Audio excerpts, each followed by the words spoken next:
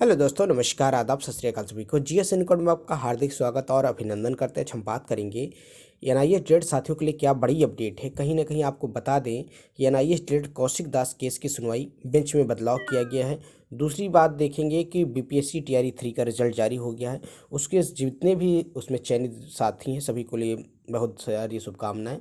दूसरा आप देखेंगे कि सुप्रीम कोर्ट की तत्काल सुनवाई के नियम में बदलाव किया गया है, जिसमें सीजेआई साहब ने तुरंत उसमें कहा कि अगर सुनवाई कराना चाहते हैं तो उसके लिए ट्विटर मतलब ईमेल करें या पत्र भेजें।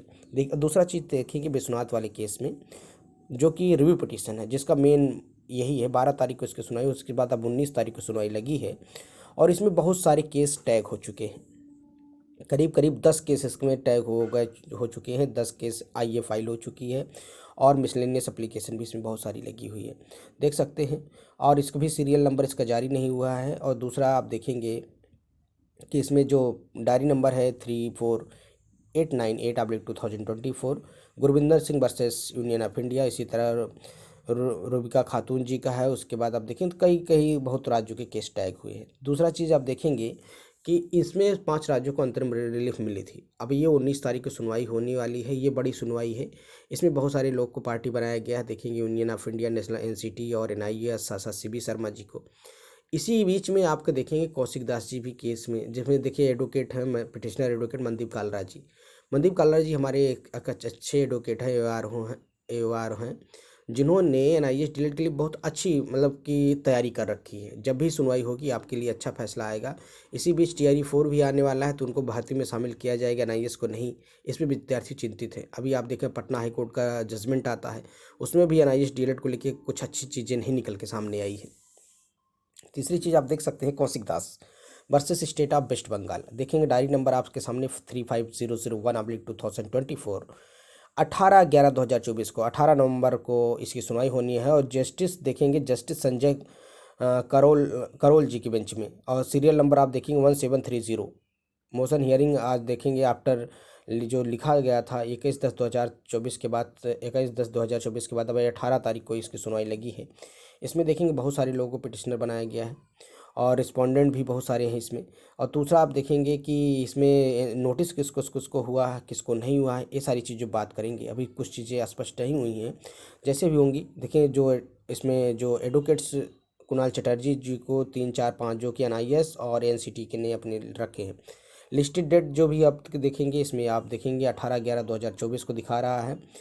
After week the month end vacation और हॉनरेबल जस्टिस देखेंगे संजय करोल। इसके पहले ये संजय मित्तल साहब की बेंच में सुना जाना था। देखेंगे पंकज मित्तल, जो कि चैम्बर कोर्ट में सुना जाना था, ये भी फिर से चैम्बर कोर्ट में ही सुना जाएगा। इसके साथ देखेंगे कई आईए इसके साथ भी फाइल हुई हैं। पहले 11/11/2024 को था, लेकिन उसमें सुना नहीं गया। उसके बाद अब ये देखेंगे कि आपके सामने कि 18 नवंबर को फिर से इसकी सुनवाई होने वाली है कौशिक दास जी के। कौशिक दास जी का केस किसके साथ टैग है? ट्रांसफ़र पिटीशन के साथ। ट्रांसफ़र पिटीशन में क्या है, जो उत्तर प्रदेश से आदर्श कुमार श्रीवास्तव जी थे, उन्हीं के साथ ही केस टैग हुआ। आप देख सकते हैं Adarsh Kumar Shrivastava versus State of Uttar Pradesh. इनका भी केस जस्टिस संजय करोल जी की बेंच में है, वही नंबर पे है और 18/11/2024 को सुना जाना है। तो ये तो रहा आपका एनआईएस डीएलएड के supreme review petition, transfer petition और कौशिक दास जो की केस को लेके।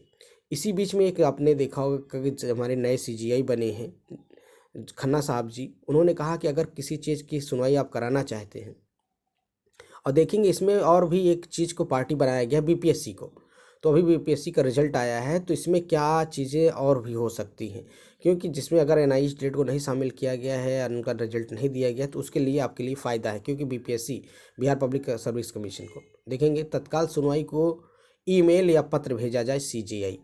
उन्होंने कहा, मुख्य न्यायाधीश संजीव खन्ना ने मंगलवार को कहा कि मामलों की तत्काल सूचीबद्ध करने के लिए सुनवाई के लिए मौखिक उल्लेख की अनुमति नहीं दी जाएगी। मतलब कि आप ऐसे ओरली लेके सुनवाई नहीं करा सकते। उन्होंने वकीलों को ईमेल या पत्र भेजने के लिए आग्रह किया। आमतौर पर वकील दिन में कार्रवाई के लिए शुरुआत मुख्य न्यायाधीश की अगुवाई वाली पीठ के समक्ष अपने मामलों को तत्काल सुनवाई के लिए उल्लेख करते हैं। तो मुख्य न्यायाधीश ने कहा कि अब कोई मौखिक उल्लेख नहीं होगा, केवल ईमेल या लिखित पत्र या पत्र द्वारा ही उल्लेख किया जाएगा। तत्काल सुनवाई की आवश्यकता के कारण बताना होगा, मतलब उसको आवश्यकता बताना होगा। मुख्य न्यायाधीश ने न्यायिक सुधारों के लिए न्यायिक केंद्रित एजेंडे की रूपरेखा तैयार की है। उन्होंने कहा कि न्याय तक आसान पहुंच सुनिश्चित करना और नागरिकों के साथ उनकी स्थिति की परवाह किए बिना समान व्यवहार करना न्यायपालिका का संवैधानिक कर्तव्य है। लेकिन कहीं ना कहीं कि भाई आपकी अगर सुनवाई लगी है तो अब तत्काल किसी चीज़ की सुनवाई नहीं होगी, तो इसका मतलब है कि आपकी सुनवाई 18 और 19 तारीख को होगी।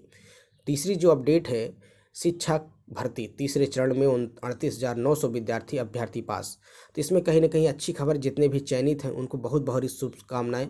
बीपीएससी में नियुक्त परीक्षा के तीसरे चरण का रिजल्ट शुक्रवार को जारी कर दिया गया है। पहले और 5वीं, 6वीं, 8वीं का रिजल्ट में शामिल हुए देखेंगे उतने सारे विद्यार्थी हैं। 6वीं में 8वीं से 18,973 रिक्तियाँ थी जिसमें में पास की गई, उसमें 16,989 को सफलता मिली है। 6वीं और 8वीं से लेकर 6 विषयों में परीक्षा की आयोजित की गई थी जिसमें से 25,000 में से 21,911 बहुत सारे अच्छे विद्यार्थी सफल हुए हैं।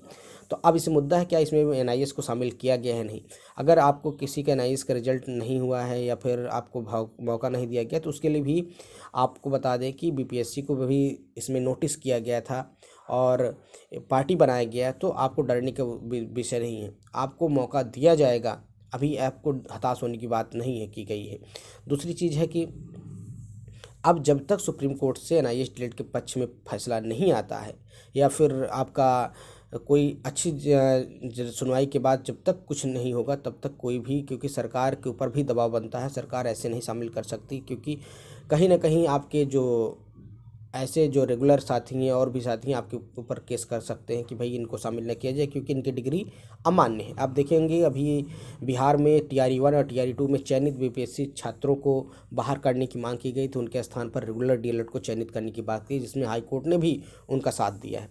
दूसरा चीज़ आप देखेंगे विश्वनाथ सिंह ने इसी बात को कहा कि TRE 3 का रिजल्ट जारी हो जा रहा है। आपको सूचना देना चाहते हैं कि 4 सप्ताह पूर्व बिहार सरकार ने सुप्रीम कोर्ट से नोटिस जारी हो चुका, अगर रिजल्ट आएगा तो उम्मीद करते हैं कि एनआईएस के लिए राज्य सरकार को ही राहत देगी, अगर मना करेगी तो टीम इस पर काम करेगी। कहने मतलब उन्होंने कहा कि भाई एनआईएस डिलीट को शामिल किया जाए, बाकी जो होगा वो सुप्रीम कोर्ट के या हाई कोर्ट के अंदर ही रहेगा, मतलब अधीन रहेगा कि भाई जैसे भी फैसला आएगा, क्योंकि अभी भी रिव्यू पिटीशन चल रहा है, ट्रांसफर पिटीशन चल रहा है, केस चल रहा है, उस पर आप डायरेक्ट किसी को अमान्य मतलब कि बाहर नहीं कर सकते हैं। अगर उनको भाई चयनित हैं, वो परीक्षा पास कर रहे हैं तो उनको मौका दिया जाए, बाकी उनका हाई कोर्ट और सुप्रीम कोर्ट के अधीन रखा जाए कि भाई जैसे फैसला आएगा, क्योंकि अभी रिव्यू पिटीशन है, ट्रांसफर पिटीशन है, उसके आधार पर आप उनको बाहर कर सकते हैं।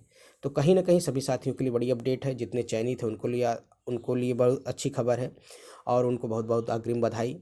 तीसरी चीज़ है कि देखेंगे आपने सीजीआई साहब ने कहा कि तत्काल आप सुनवाई के लिए तुरंत, क्योंकि बहुत सारे तत्काल केस लग जाते थे, इसमें बहुत सारे केस इधर उधर होते थे, तो अब ऐसा नहीं होगा।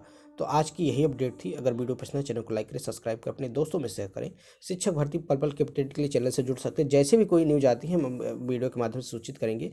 और दोबारा भी जितने भी एनआईएस के चयनित हैं या फिर बीपीएससी में चयनित हैं उनको अग्रिम ढेर सारी शुभकामनाएं।